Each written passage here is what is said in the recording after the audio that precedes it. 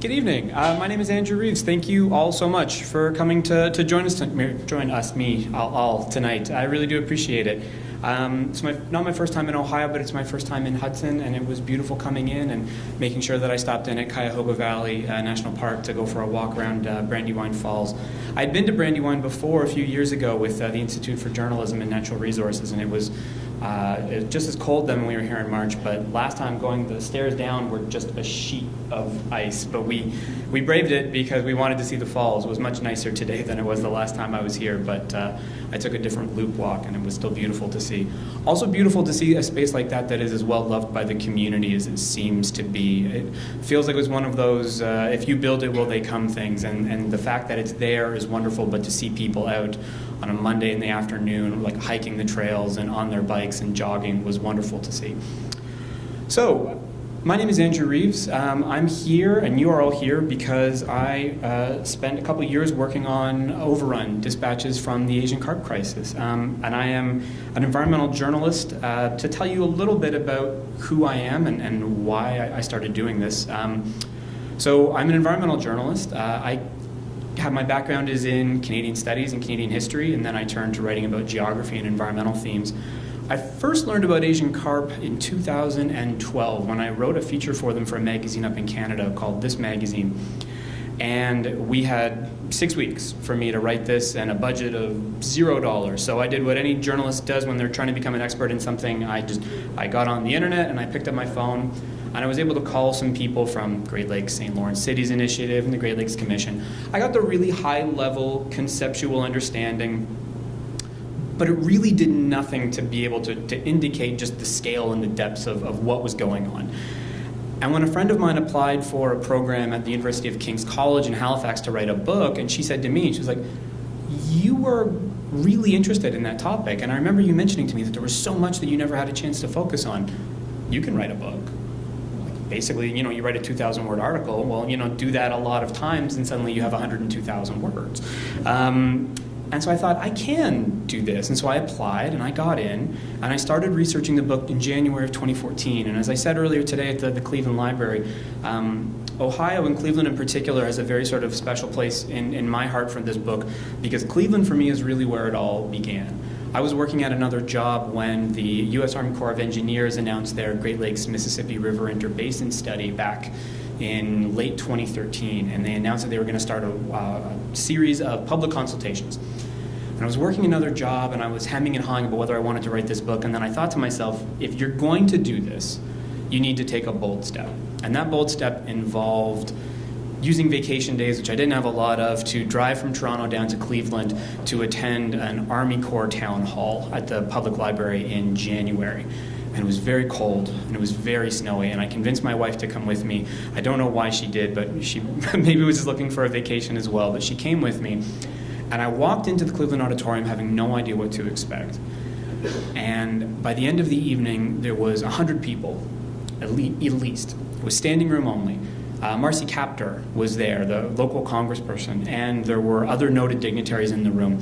And I remember thinking, we don't really have town halls like this in Canada where you will have 100 people come out on a weeknight in the snow to hear and yell at, to a certain extent, the Army Corps of Engineers about a federal report that probably few in the audience had read more than 5-10 pages of.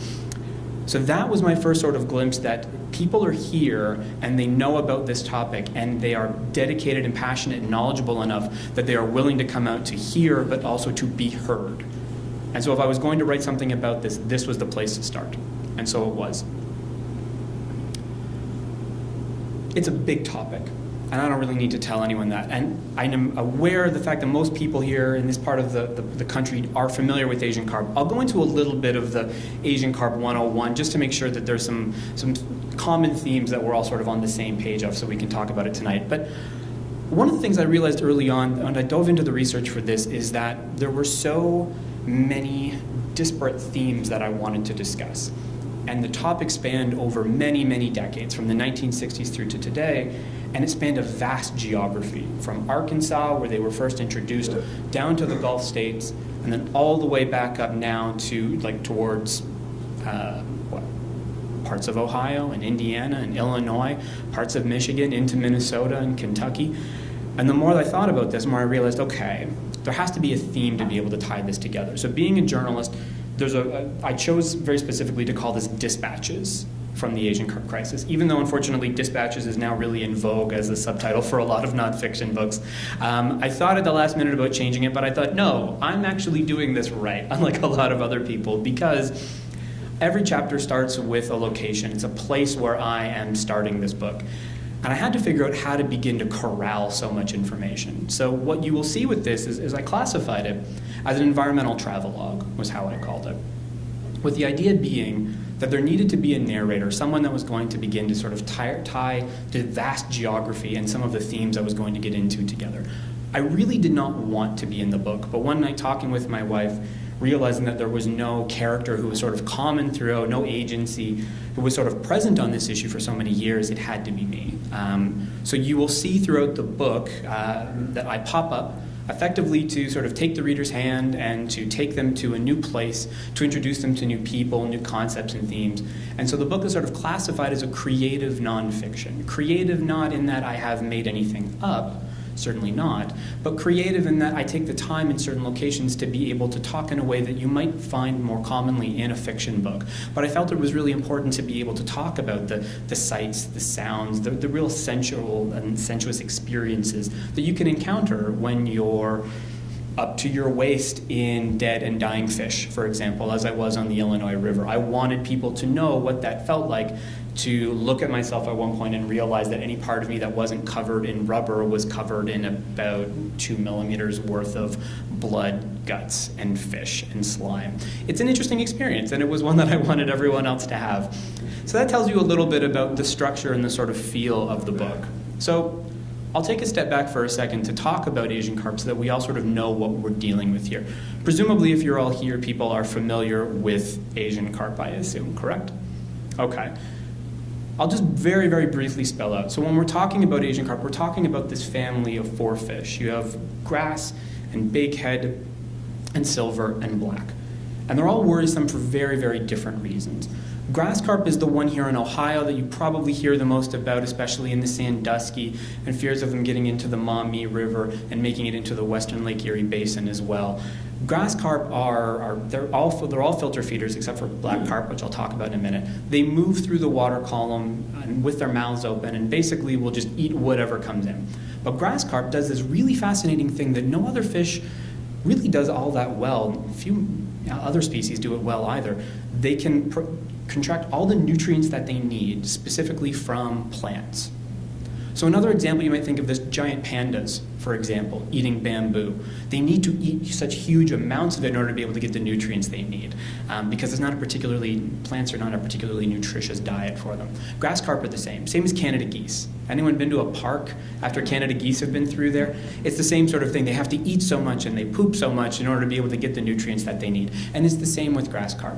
They eat and they eat and they eat and they eat because they can survive on plants, but it just means that they need to consume vast, vast quantities. So the fear that we tend to have with grass carp, especially when we talk about them being in the Great Lakes, is that they will find the most sensitive and often endangered portions of the lake system are wetlands. And if they are not able to find the amount of food that they would like in the water column, there is a fear that they would find the wetlands and that they would be able to denude those by eating up vast, vast quantities of the plants. And there are anecdotal stories dating back to the 1960s of ponds in Arkansas overstocked with Asian carp, and there's these stories of people who had seen grass carp lunging from the water at shoreline plants. And they would leap out of the water to try and grab one of them in order to be able to pull plants back down with them into the water if they couldn't find enough to eat. And so this is why we're worried about grass carp. Now, silver and bighead carp are often lumped together as big-headed carp, but they are 2 separate species, but they behave in very similar ways. They have this amazing trait that, again, a lot of native species in North America don't, of being incredibly opportunistic feeders. Most species of fish evolve to eat one thing, and they get really good at that. Grass carp silvers and bigheads have this amazing opportunity to swim through the water column, and they will eat like tiny bugs, zooplankton, and they will also be able to eat phytoplankton, like small particles of plants. But the amazing thing is, if they run out of those, they'll switch to eat whatever is available. They can live on like detritus, if like the tiniest, most like smallest particles possible that have zero nutritional value really. But again, because they move through the water column with their mouths open, they can get the sheer volume they need if there is nothing else available. So what they do is they will eat native species lunch after they've eaten their own fill. And what you end up seeing is that a lot of native species aren't able to reach adulthood. They don't intend to grow past 12 to 16 inches simply because they're not able to find the food they need, because grass carp will eat what they want, and then they'll eat what other fish are eating, and then if all of that is available, they'll just consume whatever is in the water column. This is one of the main reasons that makes them especially worrisome.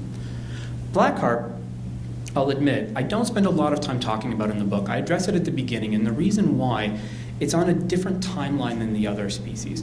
Grass carp were first introduced in the early 1960s. Silver and bighead carp came a little bit later in the early 1970s. It was another decade before black carp were here. Black carp are a little bit different. They eat snails, they eat freshwater mussels, they eat clams. They have these amazing teeth, black carp, set back in their throats, almost all the way down, sort of below our collarbone, if they were people. And what they're able to do is they will eat these snails, but they don't want the shell, obviously, so they have this plate at the top of their mouth, and they use these teeth to basically grind the snails up into this like hard plate on the top of their mouths.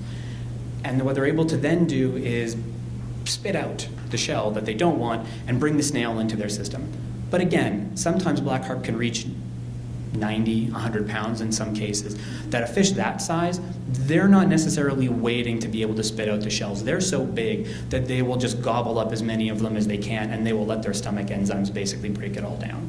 So the U.S. Geological Survey has little vials at a facility in Columbia, Missouri that I visited last week that has the gut content of some black carp that they've investigated. And it's all just empty shells. They don't even need to be picky about chewing them. So these are the four species that we're talking about. Black carp, as I say, I don't spend as much time talking about only because they're very localized in parts of southern Illinois and parts of Missouri. They're on a different invasion timeline. You don't hear a lot about them now. In 20 years, we will. So I joked with one of the people who work with USGS that if and I have the opportunity to be able to write like a 10th year anniversary or an expanded, revised edition of this book in the future, that will be likely what I will be focusing on. Grass carp, I don't imagine we would be talking as much about, but black carp is effectively the one to watch. So we're here in the Great Lakes Basin, and so a lot of people are then curious about the threat that they pose to the Great Lakes. So the first thing to say right off the bat, they have not to this point found established populations of any of the Asian carp species in the Great Lakes. That said, you find one-offs, and then you find other one-offs, and other one-offs, and it's really troubling when they begin to add up the kinds of story that they tell. And so recently, for example, I think within the month, there was a report that came out from the U.S. Geological Survey. It said that they had found evidence of larval grass carp. I believe it was in the Maumee River.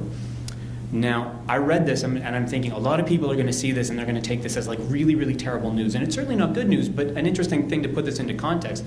So if you think of like four major life stages for a fish, egg, and larval, and then juvenile, and then mature fish, they had already found mature grass carp. They had already found juvenile grass carp. They had already found grass carp eggs. This was basically just one more stage in the life cycle that they were able to find them. So again, not good news, but certainly perhaps not as troubling as it might have seemed when people were reading it. So we find, as I say, these one-offs. In Toronto, a few years ago, we found a series of grass carp that were off the Toronto waterfront. I know that we found them in the Grand River, which is on the other side of Lake Erie in Ontario. They have found them in the Sandusky. The interesting thing that they always want to know initially is, well, were they from a hatchery or did they breed naturally? So we've been able to find recently in the past few years that we know that they are capable of reproducing here because we have found fish that were born in the Sandusky. So we know that they can do this. Do we find evidence that it's happening with regularity? No. Do we have all the evidence we need to suggest that if enough of them get here that they would be able to reproduce? Yes. We have risk analysis that the Department of Fisheries and Oceans in Canada has done that has been able to show that all of the major tributaries of all of the Great Lakes are long enough, unimpeded enough, cold, fast-moving enough that all of the characteristics that the fish would be looking for in order for their eggs to be able to hatch successfully are present in the Great Lakes Basin. They have enough food. Really and truly, there is nothing to necessarily stop them other than the decisions that we want to make. And so that's sort of what I want to talk a little bit about tonight. But before I do that, I wanted to do just a very, very quick reading before I talk a little bit more about the current controversy. Because for those who may not know, if it seems, as well as considering you live here, that we've always been talking about Asian carp, the real crux of the issue effectively began in around December of 2009. Does anyone know what happened with regards to Asian carp in December of 2009? Do people know about environmental DNA? So I'll explain that a little bit more because I think that that's really, really important. As I said off the top, it's a very, very long issue and it's been going on for a long time, but the real sort of frenzy where all of the attention got focused on the Great Lakes really happened when a group of researchers from the University of Notre Dame decided that they wanted to try and use a technology that really up until that point had some success on, on terrestrial ecosystems. We knew that environmental DNA could work on land, but we never really had tested to see whether it could work effectively in freshwater. And what environmental DNA can allow a researcher to do, in this case, is to take a water sample and then you filter it, and you filter and filter and filter, and you get out as many of the contaminants as you possibly can, and you're left with this unbelievably small sample. And you were able to run it through a machine that takes the little particles of DNA that are shed, in fish's case, from their scales or from their excrement, and you're able to find these small traces of them. And when you run them through the machine, you're able to detect there. But the interesting thing about the technology at the time, and what everyone wanted to know is, can it tell us how many are there? And can it tell us whether they're alive? And the answer in both cases, unfortunately, then as today, is no. All eDNA is really able to do is give you a positive or negative. Do we have reason to believe that the species has been present in this water body or not? And in 2009, this all kicked off because when Notre Dame decided that they wanted to do something that no other researcher had really done, which was to see, well, how far up the Chicago River towards Lake Michigan have Asian carp actually come? And so one of the things that they did was they set out and they got their boats, and the first place they decided to test it was near Ottawa, Illinois. And they went and they took their water samples and they said, let's just test it in lab. Let's just see if the idea that we have for this works. And they kind of surprised themselves and they found that it did. So the next thing they thought was, okay, well, now that we know that there's this proof of concept that you can take, literally, it was not particularly scientific at the time because they were running it just to see if it worked. So they just sort of leaned over the side of the boat and had just the equivalent of Nalgene bottles that they filled up, and they took these Nalgene bottles back to the lab and they filtered them down and they found, lo and behold, wow, we can actually detect the presence of bighead and silver and grass carp in this water body. And this is where they knew that the fish were, so it wasn't a problem. But then they decided to do something a little bit more radical. They went and they talked with the Army Corps of Engineers and they said, we have this amazing technology and we can prove that it works here. And the amazing thing to consider was that before they did this study, there was only one other peer-reviewed scientific paper in the world at that time that showed that you could use eDNA for freshwater species, and it was to test for American bullfrogs in a lake in France. And based on the strength of this one study, they thought, well, it says that it can work there for bullfrogs, so maybe it'll work here. So the Army Corps was intrigued, and they gave them permission to go into the Chicago River to start taking water samples. And so they did. But they found themselves with a really interesting scientific conundrum that I think everyone more broadly can appreciate. The researchers knew that the Army Corps and other public officials had been telling people the fish have not made it past the electric barriers that are in place in Chicago. We find one-offs in Lake Calumet, but don't worry about it. They are not past the electric barriers. So when the researchers did their sampling past the electric barriers, close to the Great Lakes side, they didn't know what they would find. But when they ran their studies, they found that, yes, their studies indicated grass carp and bigheads and silvers had made it past the barriers. So what to do? You're a researcher who has spent your life going through the rigorous scientific process of going through your studies, not talking about them before they've been rigorously tested and retested and challenged and peer-reviewed, but they also know that this is a big, big deal. And they know that the Army Corps, who had given them their blessing, would want to know that public policy could potentially be contingent, could be hinging on whether these fish are there or not. And their research suggested they were. So they did something that they didn't know whether they should, which is they went to the Army Corps and they said, here are our results. What should we do with this? And while they were trying to figure out what to do with those results, the newspaper, the Milwaukee Journal-Sentinel, found out. Dan Egan, who wrote the great book, The Life and Death of the Great Lakes, which I think a lot of people in this room are probably familiar with, he was doing some amazing work with the Milwaukee Journal-Sentinel at the time, and it was him and his paper who broke that story. And it blew the lid off of everything, because now suddenly the Army Corps is presented with this research, which is in the public realm. Now, are they going to deny it? Would they want to deny it when they know for a fact that here's the studies, they know what they're saying, but eDNA was so new that no one knew really what it meant. And that moment, happening in December of 2009, led to everything that has come afterwards. The Great Lakes Mississippi River Interbasin Study talks of hydrologic separation, $18 billion plans to separate the Mississippi River from the Great Lakes. Everything that came after followed that one decision by the Notre Dame researchers to go to the Army Corps to let them know what they were finding before the peer review process had been complete. And just in case anyone wonders, the process went through, the technology is sound, it is now a fully accepted method of detection, but this was before any of that was known. And so it really kind of lit a fuse under everyone. And this was when you started seeing a lot more media stories, a lot more YouTube videos of the jumping fish. The New Yorker came through so that they could write a very interesting and sort of like highfalutin kind of story about this as well. And it was fascinating to see. This was sort of what sparked a lot of it.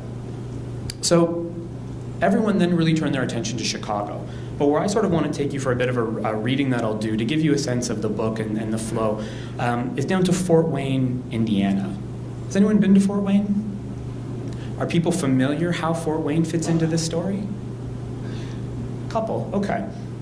So there's an interesting place in Fort Wayne called Eagle Marsh, and it was determined that Eagle Marsh, which is a wetland reclamation project just to the southwest of the town, it sits at this really interesting geologic barrier between the Great Lakes Basin and the Mississippi River, the other way around. And it works as a bit of a lift lock in this really fascinating way. Eagle Marsh historically has been part of like a much larger area that really was able to absorb floodwater from whatever basin happened to have excess water. If there was flooding in the Mississippi, it worked its way up the Little River, which is connected to the Wabash River. And it basically would flow into Eagle Marsh, and it would sit in there, and it basically acted as a sponge to hold that water. And then when the floodwaters receded, they would leave. But when the floodwaters rose, of course, anything that was in the water would come with it. And then it would sit in the marsh. And then if the Great Lakes ever had excess water that it needed to flood, historically it would come from the Maumee down to the St. Mary's and the St. Joseph's, into Fort Wayne, which is where the Maumee and the St. Mary's and the St. Joseph's all meet. I found out only recently, or when I was writing the book and the process, that the Maumee it was called river piracy, that historically the Maumee River had actually captured the St. Mary's and the St. Joseph's and had sort of absorbed it into its flow. So that's the interesting place where those three rivers meet. But just outside of where they all meet, there's a tiny little unassuming patch of water that I visited for the book because I kind of had to see it for myself. It's called a very, very terrible name. It's called the Junk Ditch. It is about that wide, it's about that deep. You would not notice it if you were walking over it. In fact, I didn't. I had my phone out looking on Google Maps to make sure. I was zooming in and out to make sure, am I following the right path? And I was. And I made it to the point where Junk Ditch connects with the St. Mary's River. And this small connection was what was so terrifying for researchers, because it clicked in someone's brain, wait a minute, we know that the Mississippi will flood into Eagle Marsh. And we also know that water from the Great Lakes will come through these rivers, will come through the Junk Ditch, will flow and make its way into Eagle Marsh. And then someone had the bright idea, they were like, wait a minute. If they flooded at the same sort of time, if Asian carp came up through the Mississippi system, through the Little River from the Wabash, and settled in Eagle Marsh at the same time that there was excess flooding from the Great Lakes, could that act as a way for the species to basically jump from one basin to another without anyone really having anything to do with it? And they determined pretty quickly that yes, the hydrology of it would work. Fort Wayne, on occasion, gets so much rain that it has been dubbed by newspaper columnists as Fort Rain, which I think is wonderful.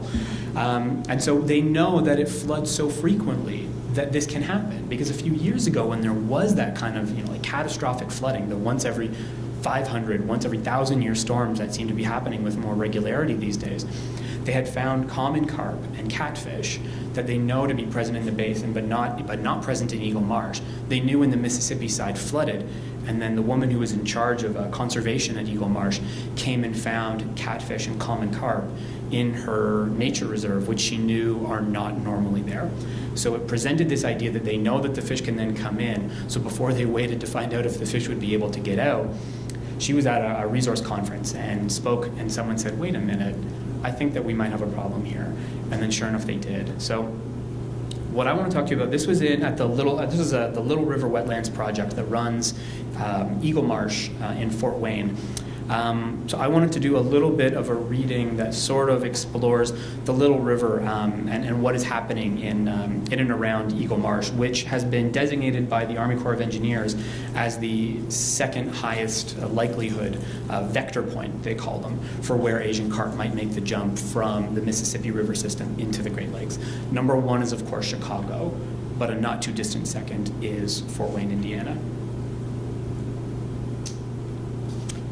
"That house, it's been flooded at least 6 times that I know of," said Amy Silva, pointing me out past her Jeep's passenger window at a flood-prone red brick and beige siding bungalow. That was a tongue twister. "I know the guy who owns it," she told me. "He'll never sell." The house in question sits at the bottom of Little River Valley, an area still so prone to annual flooding that local roads between Fort Wayne and Huntington along Highway 24 feature permanent gates to shut down often treacherous routes. From the center of the Little River Valley, there's up to 1.5 miles on either side, yet just 50 feet separates the valley floor from the surrounding ridge. Silva, the executive director of the Little River Wetlands Project, grew up 3 miles from Eagle Marsh. Over her lifetime, she has witnessed flooding, agriculture, and urban development slowly eat the valley whole. Armed with a degree in parks management from Texas A&M, Silva served 13 years in the 1980s and 90s as the Allen County Park Superintendent, where Eagle Marsh is located. She feels this place deeply. On a bridge over the Little River, she slowed her SUV. "You wouldn't guess it from the way it looks now, but I've seen this area entirely underwater," she said, her eyes scanning across the derelict snow-capped fields where wheat, corn, and soybeans typically grow. "Many times," she said. With Betsy and Koyak retrieving her kids from school, Silver had offered to drive me through the Little River Valley so I could better understand its relationship to Eagle Marsh. What's immediately striking is how degraded this once vital waterway has become. The Little River is a shadow of its geologic self after having suffered the indignities common to natural features that interfere with urban growth. Southeast of Eagle Marsh, Silva showcased its plight, starting her somber tour at the base of a towering gravel mound. Easily one of the tallest features in town, this pyramid of stone and aggregate sits atop the source of the Little River. From there, it dribbles, dirt brown and ruler straight, for miles in a manufactured steep roadside ditch. Past industrial developments and 3 active landfills, it runs, with 8-inch pipes staggered the length of it that spit foul-smelling agricultural and stormwater runoff into the river. The county further added to the Little's ignominy by clear-cutting the riverbank, slashing down trees and shrubs indiscriminately, to better maintain the waterway, Silva was told. I don't think she believed it. The Little resembles a river only near Huntington, where it resumes a natural course, complete with vegetation and intact streamside trees. Skating in and out of the valley like a 2-mile-wide half-pipe, we pass gas stations, gun ranges, and a herd of farm-raised buffalo slowly grazing on grass. Many of the farmers whose lands we drove past will never enroll their property in the U.S. Department of Agriculture's wetland project, Silva believes. Their attachment to the land runs too deep. Connection to homeland is one thing, I ventured, but these people live in a floodplain. That's a pretty big strike against living here, I would imagine, I said. Yet the upside of risking floods to grow food in the valley rests in the soil itself, Silva said. She slowed her Jeep beside a hibernating farmer's field. When the valley isn't underwater, the yields are tremendous. So the people remain for the good times and forget the bad. And the Little River Wetlands Project does what it can by securing and taking out of agricultural production as much valley marshland as possible, on top of protecting land that's already under their care. The dull winter sun was disappearing. Silva and I were soon stuck at a railway crossing at Ellison Road in rush hour, watching the endless stretch of transport trucks tacked to rail cars. They've come through the marsh on a journey west, chugging past the Grand McCullough Ditch and the junk that flows beyond our sight and into the wetland. Drive a circle around Eagle Marsh, and the ceaseless pressures mount. Commercial development, retail, hospitals, quarries, landfills, highways, subdivisions, gas lines, railways, a wastewater treatment plant. 50% of the electricity used by Fort Wayne travels through transmission lines stretching the entirety of Eagle Marsh. Wires are strung high above the earth on towers anchored in concrete 40 feet deep, twice the typical depth required, to prevent the high-voltage metal monsters from shifting in sandy soils. It's a wonder that Eagle Marsh exists at all among this modern detritus. The county around Eagle Marsh is an all-industrial cast-off, though. Above the lip of the valley sit stands of oak, maple, and hickory that darkened as the day's last light left us, scattered atop the landscape like a deciduous oasis. A pair of juvenile white-tailed deer wandered out beside Yanni Road, eating knee-high shrubs on the roadside opposite Hanson Aggregates limestone quarry. They scurried away as we approached. Silva pulled up into the Hanson parking lot as I watched the little river trickle behind barbed wire fencing, stretching towards the horizon in an uninterrupted line before turning. The river was gone.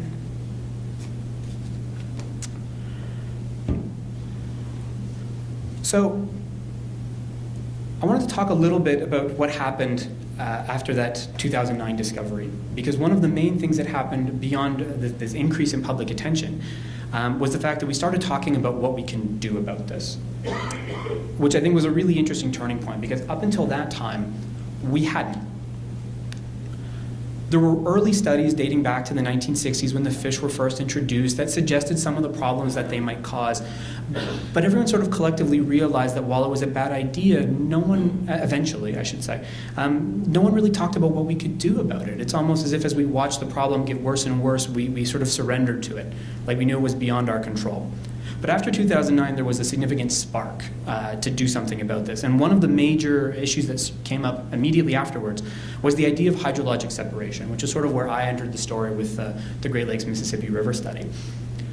So a few years before that, the Great Lakes St. Lawrence and Cities Initiative put out a major report that looked at a pretty fundamentally huge idea. Can we take the Mississippi River system and the Great Lakes system, which are connected through the Chicago River, and can we separate them permanently so that nothing moves between them? And the proponents of this kind of idea were really quick to point out, this is not just about Asian carp.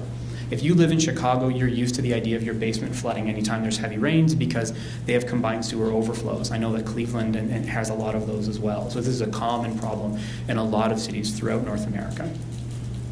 So the proponents were really saying, yes, this will help stop Asian carp, but there's also 190 plus invasive species in the Great Lakes that we don't want down here either. So this isn't one way, this is a two-way transfer that we're looking to stop. But it also ran up against a lot of commercial opposition and a lot of political opposition. What you're proposing is to build something so massive that was going to take decades to accomplish, that even the Great Lakes St. Lawrence Cities Initiative, when they talked about what it would require to build that kind of barrier, said we would need to spend at least $4.2 billion on this. And this was back in 2012. And it was going to cost, and it was going to take at least a decade. When the Army Corps studied the idea of hydrologic separation, they said 18 billion, 25 years. And this was back in 2014. And I think everyone sort of came to the same kind of conclusion, which is that nothing might be as effective as keeping Asian carp from reaching the Great Lakes as hydrologic separation. But in order for an idea like that to actually become reality, it needs to move beyond the report stage. And the problem is that you start talking to people and saying, I want you and probably your children and maybe even your children's children to pay for a plan this gargantuan. You can start talking to people and you can talk up all of the benefits that might be had from flooding and invasive species management, but everyone who knows about this plan is going to remember one thing, that the only reason we're talking about this is because of a fish. And so basically the plan is almost dead in the water immediately, because getting people to move when they think that the only thing it's about is a fish is a very hard sell. And this is what the proponents found.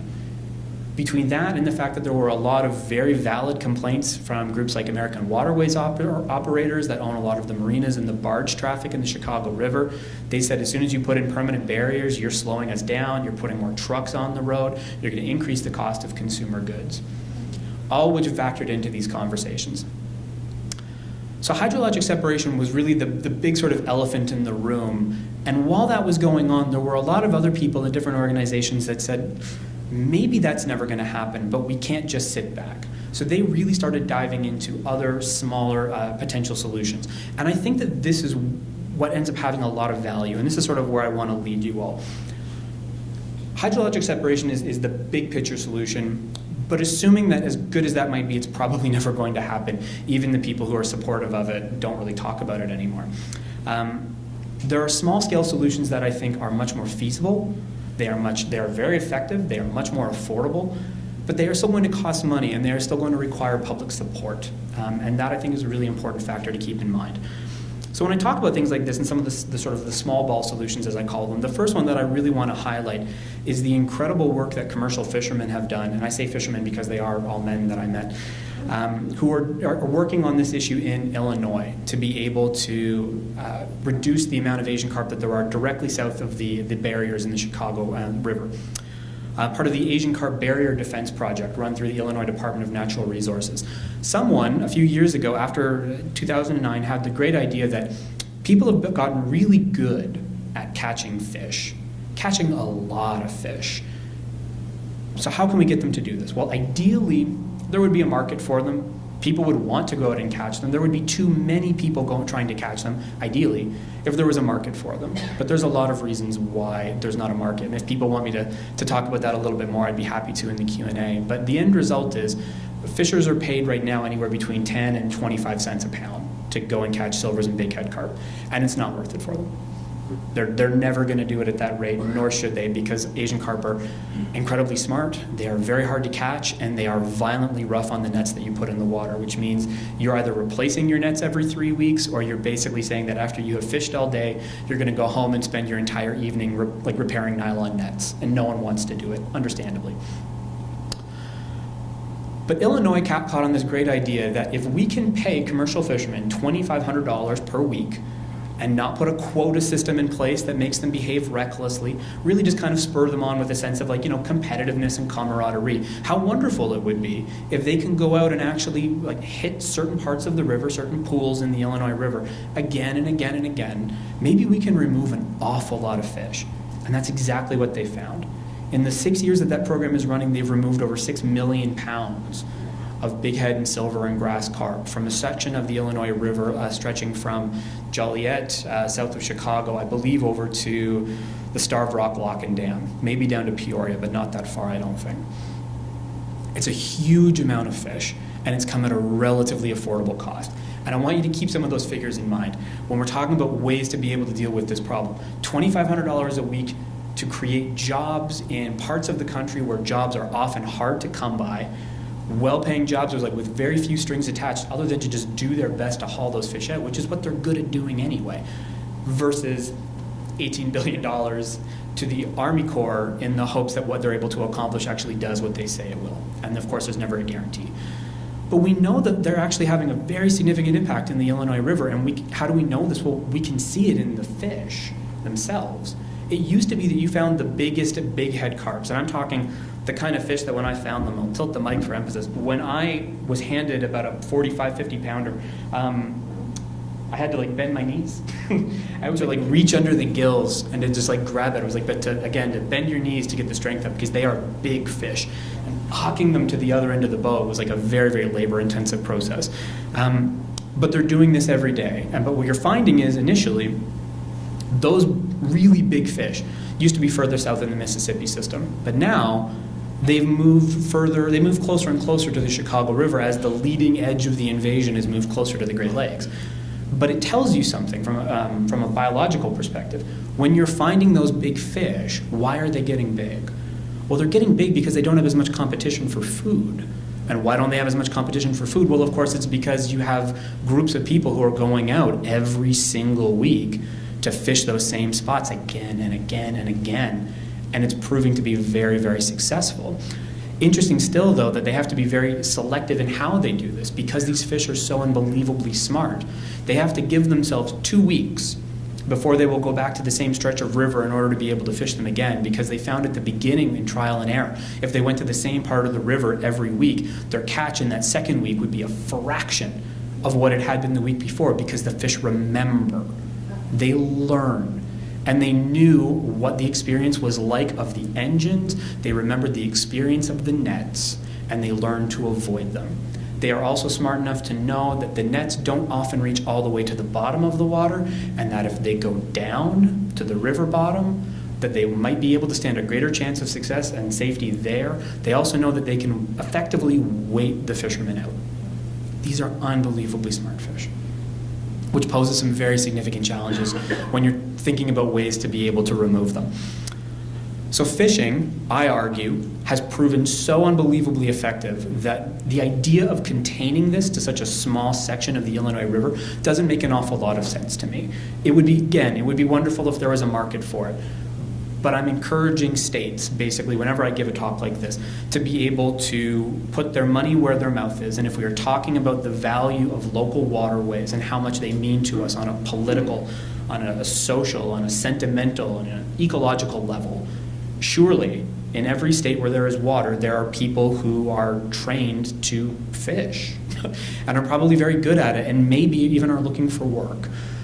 So I've really tried to encourage this idea that containing this to this small stretch of the Illinois River does not make a lot of sense to me. And I would love to see a program like that scaled up. And American waterways operators, for example, who are against impediments on the river from like a commercial perspective, are not pro-Asian carp, certainly not. One of the big things that they've also been in favor of is paying more fishermen to go out and catch more of them. What we do with it is a whole other question, though. But coupled in with these other small-scale solutions are some that are a little bit trickier to prove the success of, but I think have come a long way in the past few years. After that 2009 event, there was a lot of government money that was flowing to the Asian Carp Regional Coordinating Committee. And a lot of this money was coming from the U.S. Environmental Protection Agency that was filtering a lot of that money through the Great Lakes Restoration Initiative. And the Great Lakes Restoration Initiative was giving a lot of that money to universities and to federal agencies who were working on this, and they found that there are a number of deterrents that are actually very, very effective at removing large amounts of fish. So one of the questions I had at an event earlier today in Cleveland was, do we have kind of fish poison like we use for sea lamprey that we could use that would specifically target any of the Asian carp species? And the answer right now is no. We might sometime in the future, although an interesting anecdote I heard last week was some people with the U.S. Geological Survey had developed a cyanide capsule that they had put into snails and tried to feed them to black carp to see, is this a way that we could conceivably get rid of them? The black carp were so smart that when they ate the snail with the cyanide capsule in it, and they crunched it in their mouth and something tasted off, and they spit it out. Which I heard that and I couldn't believe it. I was sad that I didn't get that into the book, but I only found that out last week. But to give you some sense, again, of how smart they are and how difficult it can be to find poisons that would specifically target them. We don't have something like that. But there has been a lot of development recently in the field of pheromones, which are basically these cues that fish use to be able to to talk to each other, basically, to alert them to danger, but to also direct them to a specific river for specific reasons. And pheromones present this really interesting opportunity to be able to say, if I want to drive as many Asian carp as I can that are in like a bigger river into a smaller tributary where I have set up ways to be able to capture them, but how do I get them there? Well, can I entice them in some way? And so there are developing ways to be able to entice the fish to be able to draw them into these areas. One of the ways in particular is you can create pheromones specifically that only silver carp or grass carp or bighead carp would respond to, but you can even get more specific than that. If you want female silver carp and just female silver carp, you can create a pheromone that targets just that group by presenting them with the idea that there is a fake spawning event. If you can convince them, water's high, it's time to spawn, and this is where it's happening, you can draw a lot of them into like a very confined area where you could then block them in with nets and remove them. So that's one way of doing it. A lot of these solutions are also going to require us to be like very flexible and very nimble in how we are able to deploy these technologies. So, we have electric fences, for example, in the Chicago River, but basically you build the fence. It's permanent infrastructure to be able to run it. It's also about $18,000 a year for the fuel to run it. And so you have those other costs that build into it as opposed to more flexible solutions to deploy the pheromones, go to that tributary river, block it off after you've enticed the fish in, and then you're able to block it off. And you can do that in like much smaller scale. So this is also a solution that works really well in parts of the country where carp are advancing towards, and when you see a few of them, you can do things like this. CO2, like carbon dioxide bubbles, are another way to be able to like keep them, if you want to keep them from going somewhere. So drive them in with like the pheromones, seal it off with CO2 deterrent. Basically, if a fish goes into an area with like high levels of carbon dioxide, they view it as like a degraded environment, and basically it makes it really hard for them to breathe. And no species that breathes wants to be in a space where that's difficult for them. So basically, when they're there and they're like, no, this isn't any good, and they try to leave. And so that way you can seal those spaces off. So what I'm really calling for is for two things. And I'm coming from a journalism background, it's very challenging for me to wrap my head around feeling like I feel confident enough to be able to stand in front of a group of smart people and say, here's what I propose, because I'm not a biologist, I'm an environmental writer who just happens to have spent a lot of time writing and talking to very smart people who know a lot about this. I think that we need to have discussions about the big picture things like hydrologic separation, at the same time that we're also having some of these smaller scale discussions about how we want to fund fishermen to be able to go out and reduce those populations. We need to have discussions about if we want there to be a market for Asian carp products, and the market has not developed in 30 odd years, it's probably not going to until someone from a state level steps in and says, I want to be able to help processors or fishers make that happen. And you do see some signs of this changing. A couple of years ago, Kentucky issued a request for information. So not an official request for proposal, but they put it out there and they let people know the state is on the verge of having a very serious problem with Asian carp. And we want to be able to develop a market-based solution to this problem. But we know we can't just ask the private sector to jump in and deal with this problem without us letting them know that we support them. So one of the things that they did is they said, we are willing to put some skin in the game. We will help you with loans so that fishers can go out and buy the equipment they need.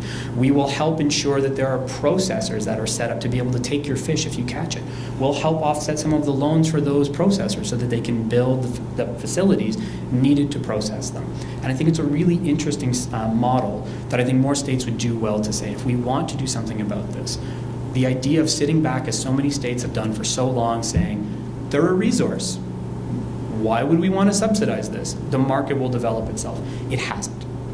It just hasn't. And I think there are too many complicating factors for that to ever really materialize without people stepping in and saying, if we want this to happen, we are willing to use taxpayer dollars to make it happen. And I don't think it would be as expensive as they may think, but that's a whole other conversation to have. So there's these kinds of small ball solutions that I would be in favor of. Paying more fishermen to go out there and fish. Helping to take some of the science around pheromones and CO2 and sound barriers and taking them out of the laboratory and having them work in real world field trials. I think that we need to see more of this.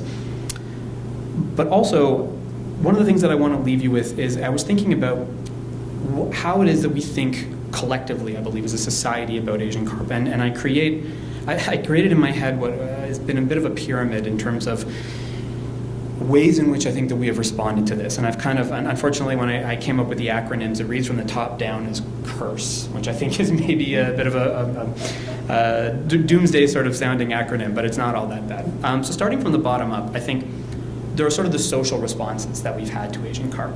The social responses are things like finding markets for them as human food or pet food or fertilizer, public awareness campaigns, billboards, videos, magazine articles, books, policies that states have put in place, for like not using Asian carp as bait feed. The Redneck Fishing Derby in Illinois makes a lot of headlines every year because it's a really sort of comical look at what these invasive species do and, the fun that people can have on a social level. We're really good at that. The bottom of the pyramid, the social stuff, as a people, we're really good at those solutions. We give that like a check mark. But you move up a level to tier 2, and then you're moving into regulatory changes. And those get a little bit trickier, but we have actually found some really good ways to do that. States have banned the sale of fertile grass carp for use in sewage lagoons or on golf courses, aquaculture ponds, that sort of thing. A lot of states have said, I don't care whether they can reproduce or not, you're not bringing them into the state. So there have been some of those bans put in place. Commercial fishing, I think, is another regulatory solution. Illinois decided, no, we want to do something about this. We're going to pay fishermen to go out and do it. So they made that kind of commercial fishing decision, another regulatory change. We also realize that there are some states that want to still continue to use sterile grass carp to clean their aquaculture ponds or their fish ponds, or in like farmers' fields, citrus groves, irrigation ditches, because make no mistake, there is no fish that is better at consuming unwanted weeds and algae than grass carp. They're incredible at it. That's why they were brought over to America in the first place. So there's now, and there has been for about 3 decades now, a certification program run through the U.S. Fish and Wildlife Service to make sure that farmers, aquaculture farmers, fish farmers who are producing these fish, they are now able to be certified from the government that the fish they are producing are in fact fertile. They're called triploid fish. So the certification program, great example of this. Changes to the Lacey Act, the federal legislation that governs how you can move harmful species across state lines. Powerful legislation has been in place since 1909. They make some changes to it every once in a while, largely to be able to give it more teeth. One of the lines from one of the fish farmers that I talked to, I think he likes that line because I've heard in a couple of news articles that he's appeared in. He said basically you're better off trafficking in cocaine in America than you are taking harmful species across state lines, because the government has very, very little sympathy for people who want to move fish that are capable of reproduction, like any of the Asian carp species, which are all listed as injurious. Grass carp might be the exception. I should check that. So the Lacey Act, another example of regulatory changes. Move up one, though. So now we're on like tier 3 of this pyramid. Infrastructural changes. These get a little bit harder. Things like the Great Lakes Mississippi River Interbasin study that had proposed a number of alternatives to be able to physically put in place structures that would keep the Great Lakes separate from the Mississippi River. We've proposed things like this and hydrologic separation, those big ticket infrastructure changes that we sort of struggle with. But we have had some successes. Eagle Marsh, which I did the reading from, one of the things that they were able to accomplish was with money from Dog's Breakfast of different federal agencies. They pulled the money together and had the it wasn't the NRDC, it was another federal agency that oversaw the construction of a massive earthen berm in Eagle Marsh, so that now when those floodplains do flood, there is now a major berm in place so that the fish would not be able to get through. And I want to pause on that for a second. To talk about the scale of what we're doing, putting that berm in place actually changed the subcontinental divide. So when we think about the kinds of changes that we're willing to make, these are not small things. We are tinkering fundamentally with the hydrology of the continent. This is big stuff. And it's all because of this fish. So we do have successes like this. On a smaller scale, we have successes like the electric barriers in Chicago. These are the kinds of permanent infrastructure that we've put in place. So we're really good at that. Where do we, where do we fall entirely flat? The top level, the really conceptual changes. And what do I mean by conceptual changes? I'm going to throw out 3 terms and then I'll talk a little bit about them before I can open it up to questions. The 3 terms: climate change, urban design, and agricultural runoff. I'll pause on each of them briefly for a second. Climate change. We know that it is fundamentally changing the way in which, not even the amount, but the way in which rain is falling on the Midwest and in parts of the Great Lakes region. You're getting, even if we don't want to discuss whether we're getting more rain, the rain that used to be stretched out over the course of a year is now falling. Sometimes you will get 40% of it in a week. And our systems are not set up to be able to deal with that. And so we know that the kinds of climatic changes that we're seeing are driving those kinds of changes in how rain falls. And this is having a direct effect on Asian carp. How? Urban design. Combined sewer overflows, impermeable pavement, sprawl. Wonderful that we've been able to create this way for more people to be able to have access to, look at where I am. It's the American dream. We coined the term here in America for what it is that we're talking about. But that American dream has a number of costs, and one of them, as it relates to my book, is that our urban design is not especially forgiving for the natural waterways that we kind of had to channelize and in some cases pave over in order to be able to build those subdivisions in those cities. And so you have rain falling in a harder way. Well, where is it landing? One of the places it's landing is those cities, and it has nowhere to go. It used to be able to spend its time seeping into the water, making its way into the water column or into natural waterways. Now it's going into sewers. And in most of those cases, some of those sewers are being processed through wastewater treatment plants. Sometimes when we have major rain events, they're actually mixing in combined sewers with human sewage that has not been treated, that ends up directly in our waterways, like our rivers and in our lakes. And agriculture. I want to be really, really clear. I have spent a lot of time over the past few years meeting with a number of different farm agencies, especially here in Ohio, talking about this issue. Farmers here in Ohio and in Illinois and in Ontario, where I'm from, have been doing a tremendous job over the past few years trying to get a handle on the amount of fertilizer that ends up from their fields going into local waterways. They're doing this important work, and it is incredibly difficult, but they are doing a very good job. The problem is scale. You can have a fraction of a percent of the fertilizer that you apply to your field end up in a local waterway, but when you have millions and millions and millions of acres in production, it doesn't matter because all of those fractions of a percent add up, and they are. And it would be less of an issue if the way they made it from the field into the rivers was slow and gradual, but as we just talked about with the way rain is falling, it's not. And so I know there's been a lot of flooding in the Midwest recently in places that aren't particularly used to seeing this level of flooding in Nebraska and in parts of Iowa. I was just in St. Louis last week, and they are bracing for how high the Mississippi River is going to come because they know it's going to raise up. I'm not familiar with how high it was in 1993, but some locals I was speaking with were saying that on the news. They're like, it's going to be higher than the flood of 93. And I have to figure that if they're using the flood of 93 as a benchmark, then it kind of left an impression. And so all of these factors are coming together. And what does this have to do with Asian carp? Asian carp spawn in fast-moving water.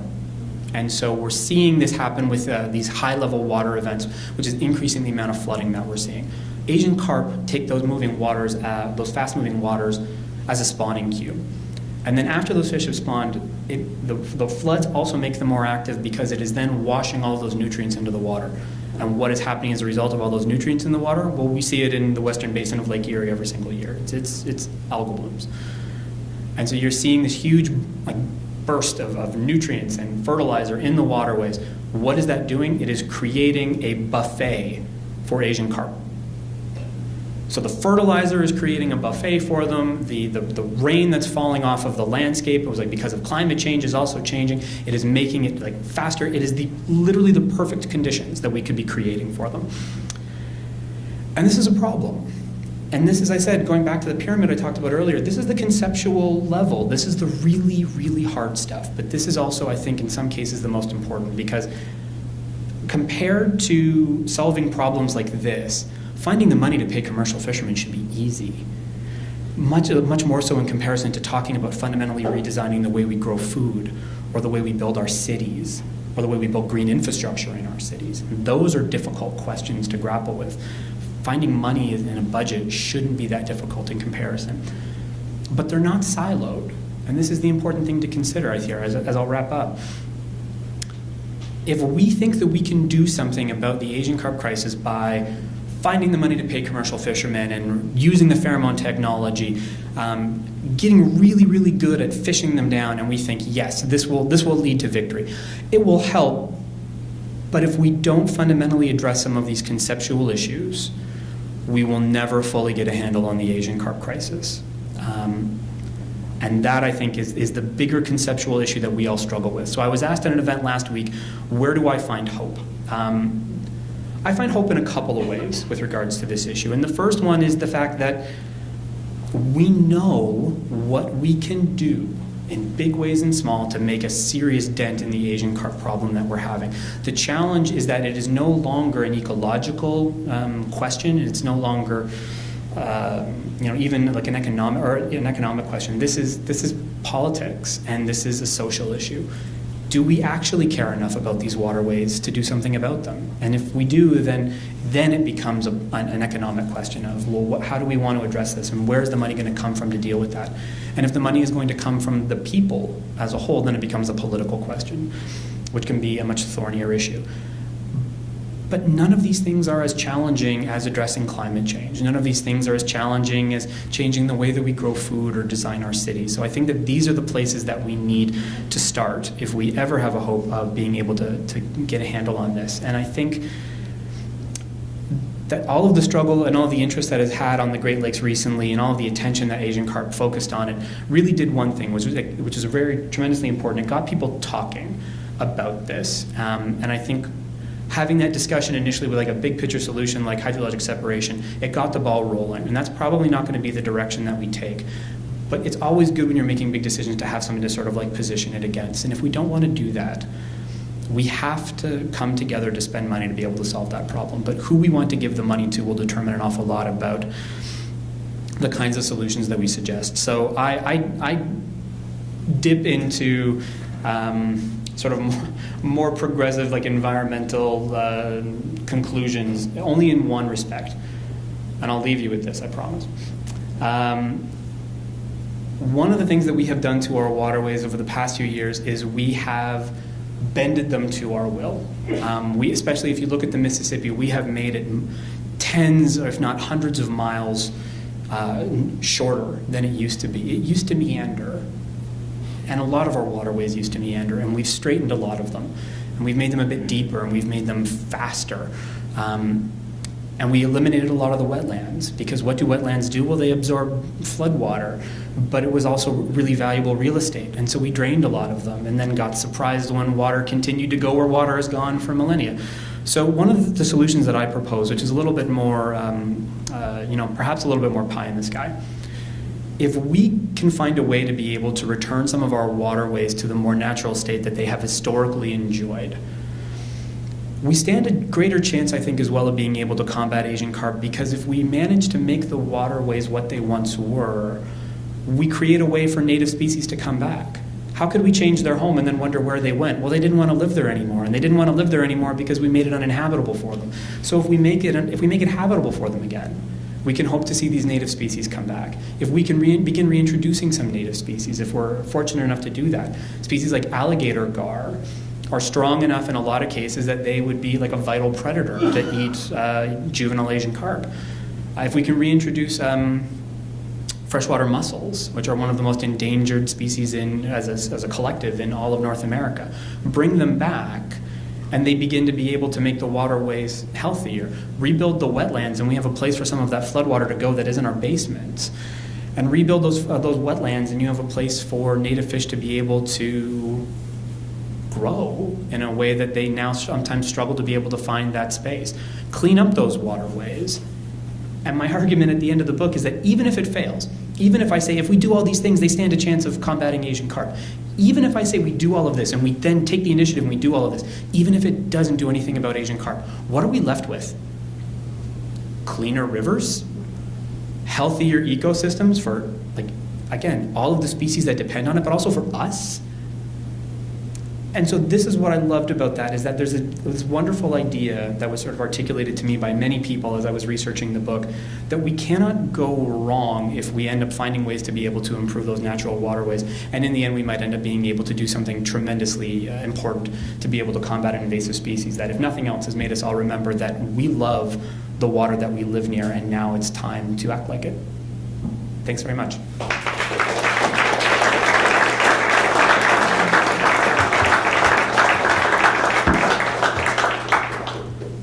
So, I talked for an hour, which I'm sorry about that. Did people have questions? Yeah, in the back. Yes, so what becomes of the carp harvested from the rivers by the fishermen right now? Are you saying they go into a landfill because there's no market? Or what becomes of it? So the state of Illinois has signed a contract with Schaefer Fisheries in Thompson, Illinois. The last that I heard, that might have changed, but when I was doing my research, that was what happened. And basically, Schaefer would come with a big tractor trailer. They would park it underneath the bridge in Ottawa or Morris, Illinois, I can't recall which, and they would leave it there when they knew that fishermen were going to be working in that area. And basically, at the end of the day, the fishermen would come, they would offload all the fish that they caught that day. The fish would then basically be taken into that transport truck, and they would be dumped in the back of that trailer, where they would basically sit and start to stink over the course of a week until Schaefer sent a truck down to pick them up and take them off.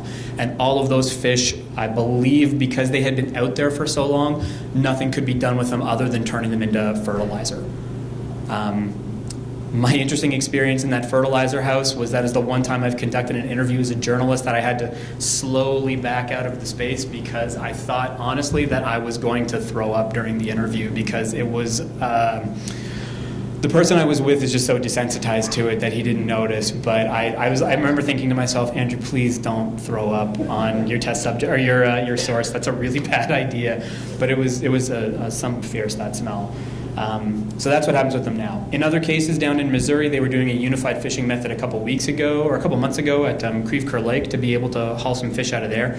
USGS basically told the Missouri Department of Natural Resources, we are going to get the fish out of the water for you, but as soon as we bring them onto land, they are yours. And I don't think that the Missouri Department of Natural Resources really anticipated how many fish they were going to come back with, because basically there's this video and they invited the public and the media, and there's someone from the department who's like tugging on this big rope and all of these fish flop onto the ground, and it was a really kind of a silly thing to do because it might have been a nice photo op, but now you just have all these fish flopping around on the ground, and I'm sure that some poor interns had to put on their hip waders and go pick them up and chuck them into a bin. From what I understand, they just ended up in like the back of a transport truck and just were incinerated. That's crazy. Why not 9 Lives or Friskies? I mean, why not cat food farm? Yep. So touching on the idea of why wouldn't there be a market for something like this? The short answer is people have tried many different ways. So again, either turning them into fish pellets and make them to fish food, or turning them into fertilizer, turning them into human food, pet treats. To give you some sense of the complexity of this is sort of the example I use, and it's incomplete, but I think it should sort of illustrate why this is so complex.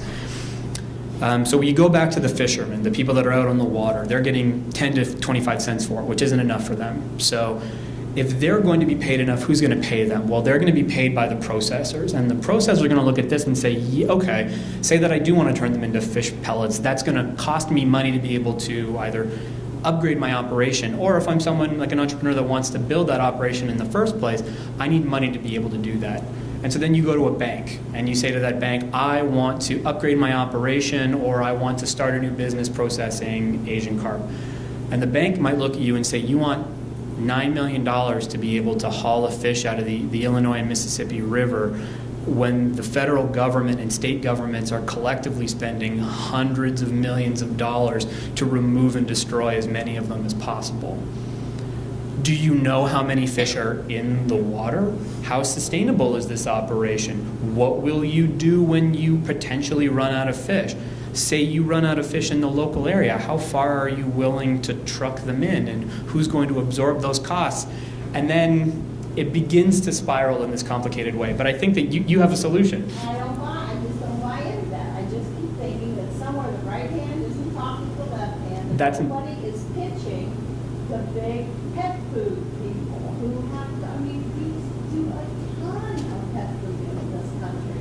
Oh, yeah. And it seems to me that, you've got the government, and, you've got the idea of the individual fishermen being compensated, that's all good, but wasting them in a way that's protein. I'm just saying, yeah, it's good fertilizer, but the pet food industry is huge, darling. Oh, it is. It absolutely is. I mean, as is the market potential for them as human food. There's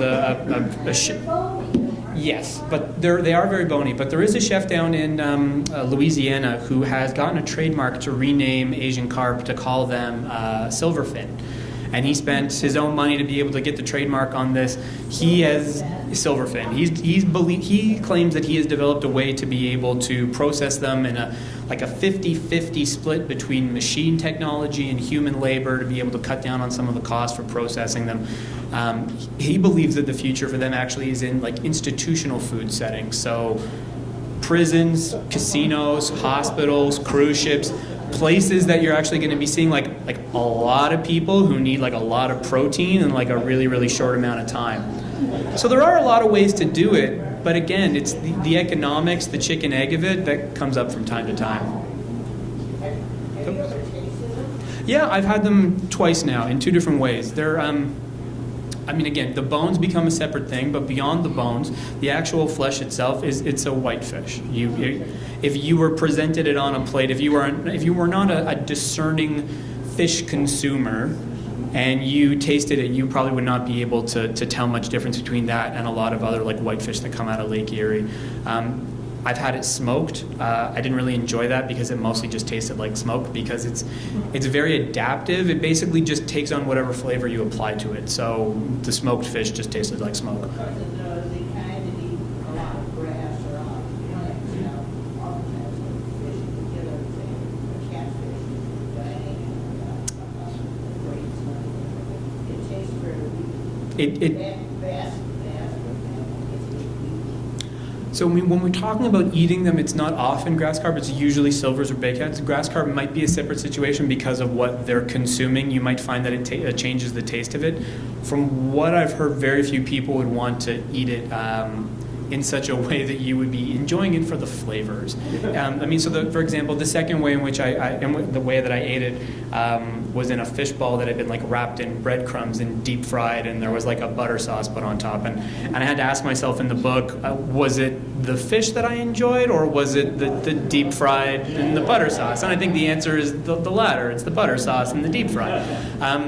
But you can prepare it well. I know a lot of people recently who have been preparing it different ways. It was said to me that you can eat it as like a substitute for like ground pork and ground beef in like a spaghetti bolognese. So some people claim that you can do that with it. I've never tried it that way. I know that the state of Illinois also went to state fairs and sold them as sliders, so basically as like little like fish burgers. Voss's corn dogs in Springfield, I know also like used it as the filler for a corn dog. Supposedly they were really tasty.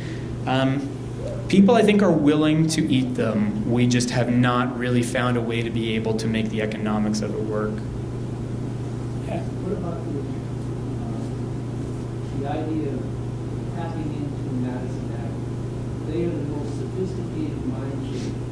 An example for this: anyone with white hair in here, or gray, or slightly wrinkled, we all know that all of us enjoyed our lawns 50 years ago that were not monoculture. But now everyone has been convinced that dandelions and any other kind of thing on their lawns are evil. And it's Madison Avenue that can change any kind of thing that they want. And tapping into their approach, tapping into their involvement, and getting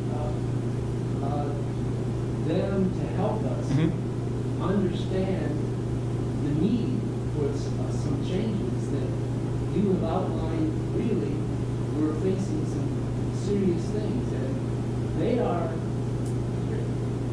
they're the brightest. Yeah. There have been some sort of changes that have been attempted there. Often it hasn't really gone much further than thinking that the problem was just in a name.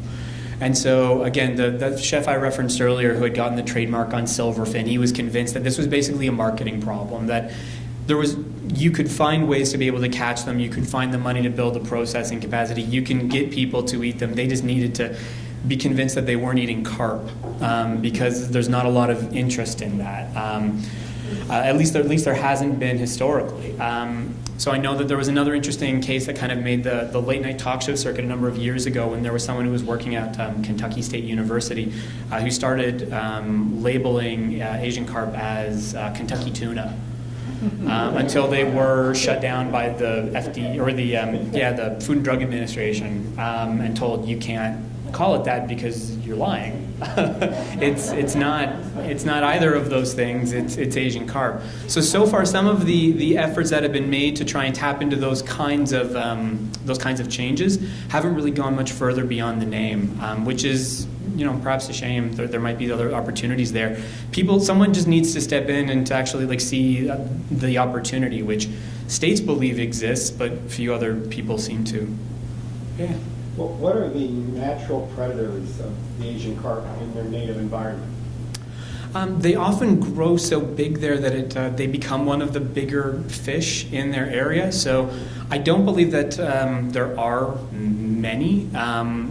But again, because they have evolved there, they don't tend to have as many issues with growing bigger than the space will allow them to, because they have evolved in that space and other species have co-evolved with them, that they are just a part of the landscape there.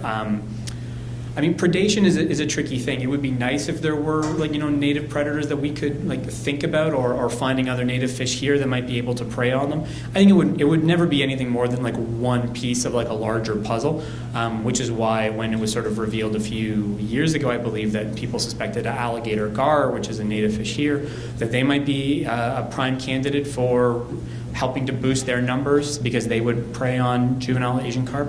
And a lot of people were quick to point out that, it's all well and good and they would be a welcome addition back, but we can't think that there is a way to eliminate them or even reduce their numbers as effectively as we'd like that way.